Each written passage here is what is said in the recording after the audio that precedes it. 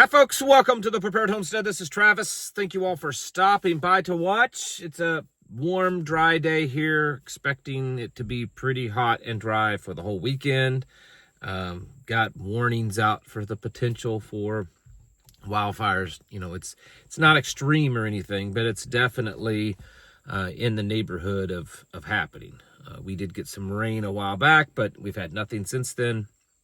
And that rain, while it did help a little bit, it certainly didn't take care of the big deficit that we had when it came to not getting enough rain around here. So yeah, that's the weekend ahead.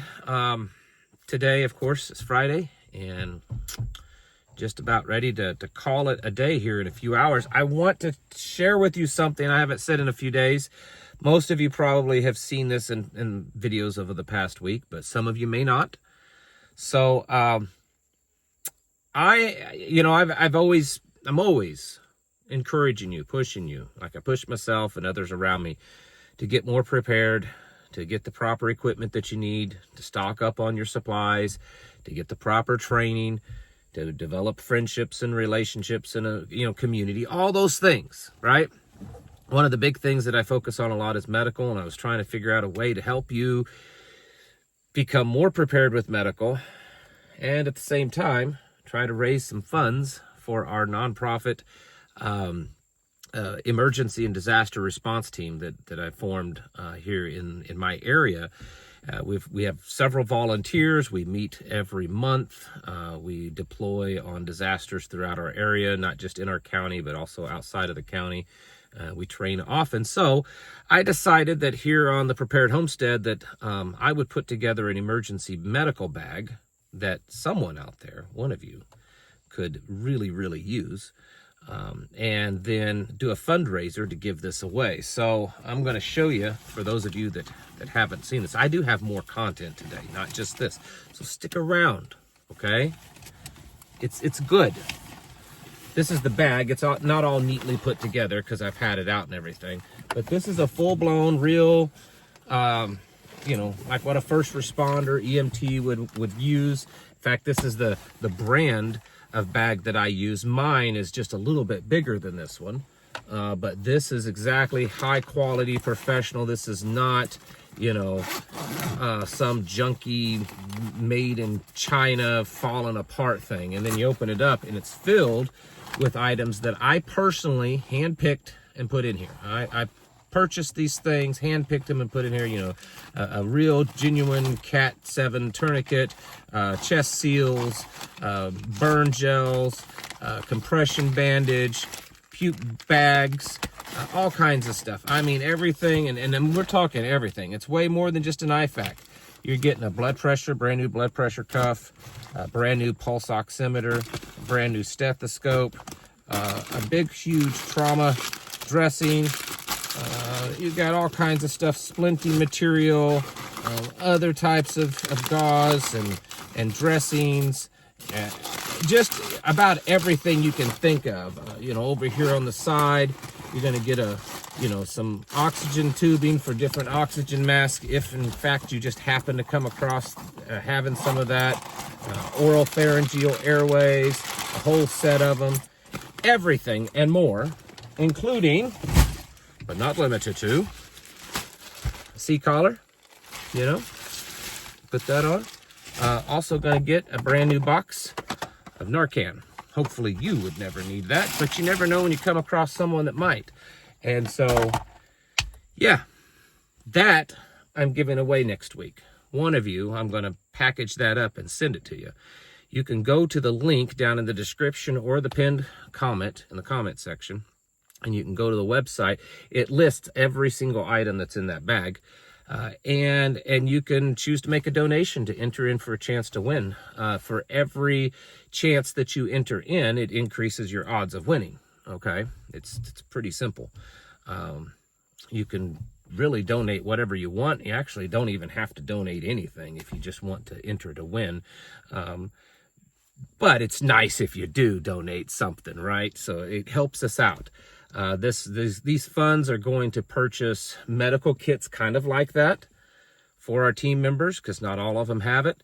We're also purchasing some other. We do a lot of search and rescue out here, and we need some better gear.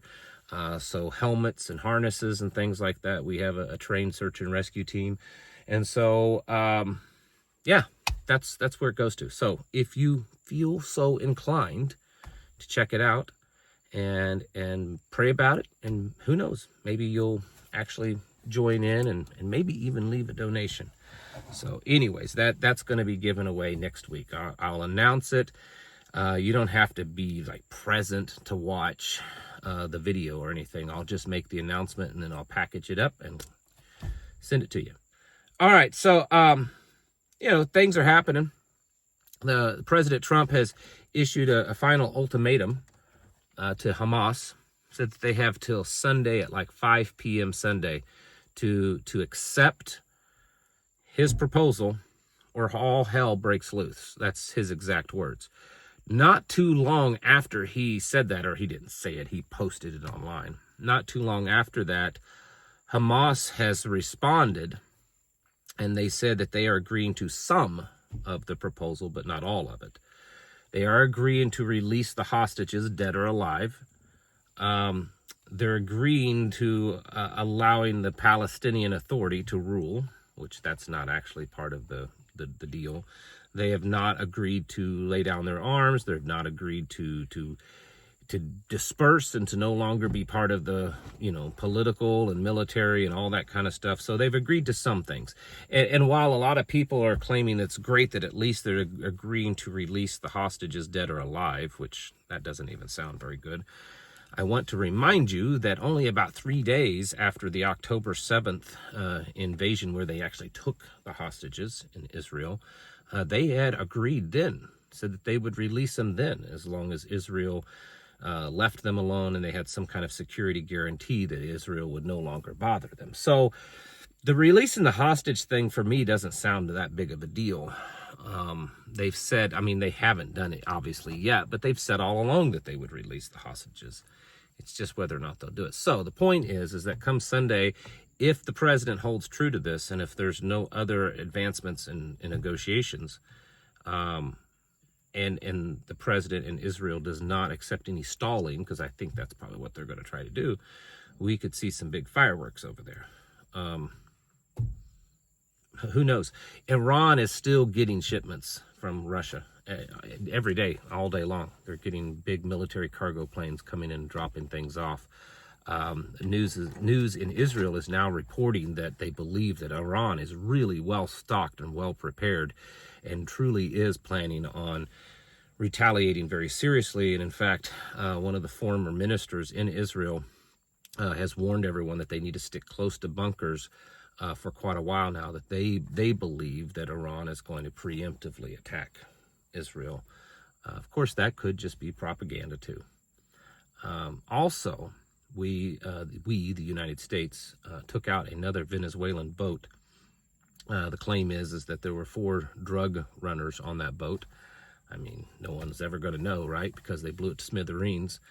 But things are tensing up there, and there seems to be more indication that, in fact, the United States military is planning on moving in on the ground in Venezuela and taking certain areas of Venezuela, mostly shipping ports and stuff. That's a huge, huge deal. It's hard to argue that that's just for drug cartels, because now you're controlling an area that controls whether or not that country is going to get resupplied, get things.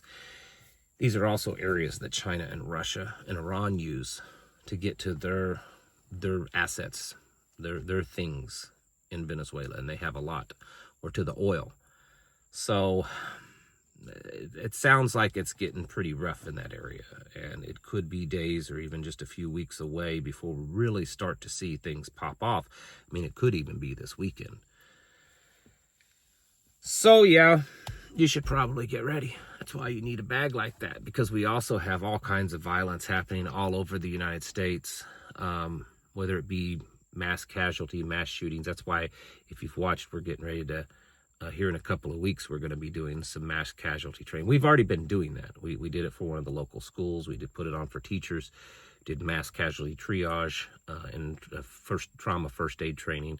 And we're going to do it for a couple other groups, but then we're going to put it on publicly here in a couple of weeks, because things are getting bad. Things are getting violent. That's why you need a bag like this. That's why you need the training of how to use the stuff in that bag. I don't want you to all, because every time I talk about stuff like this, I always see the comments, and they could just be trolls, but I always see the comments of people that are, well, it's so negative. It's like it's fear mongering, and you're just instilling fear. That is truly, truly not my desire. In fact, if for those of you that know me, I hope that you would back me up on this. I want people to be very confident. I want people to be very prepared. I want us as believers to be going about bold as lions, not cowering in the corner and sticking our head in the sand. Because as much as there's physical stuff going on out there, this is also all very spiritual. And that's why I get on here every day and encourage you to get prepared, become knowledgeable, become mentally ready for what's happening, and especially to become spiritually ready. Because I don't want you to live in fear. I don't want you to be afraid of what's going on.